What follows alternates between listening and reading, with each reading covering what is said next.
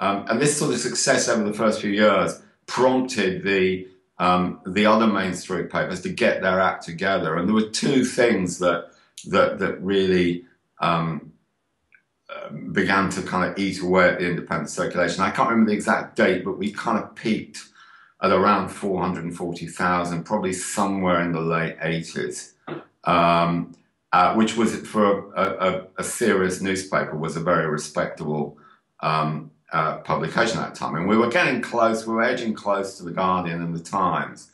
And I can't remember the exact dates, but first of all, the Guardian really launched itself. It wasn't when they slimmed down in size to the Berliner format, but they kind of reinvented themselves with a more modern design.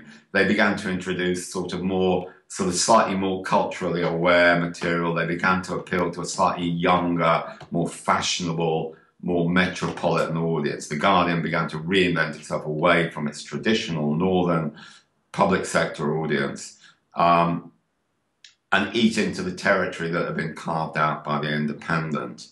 And the other thing that really began to hit us was the decision by the Times to cut their cover price. I can't remember exactly what they cut it by, but it was significant enough to dent our circulation. I think one of the ironies was that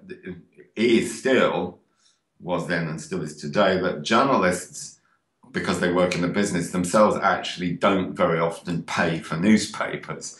You get loads in the office. If you buy them yourselves, you claim them back on expenses. The actual cost of newspapers doesn't worry you too much.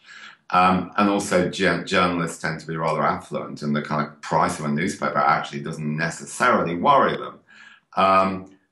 We utterly misunderstood and our audience, our readership, because they were clearly, the price of a newspaper mattered to them.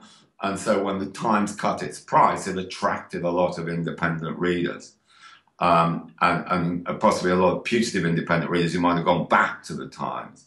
So, and that really dented us, and we really didn't understand the fact that a kind of what we would see as a relatively kind of minor cost would have so much of an impact.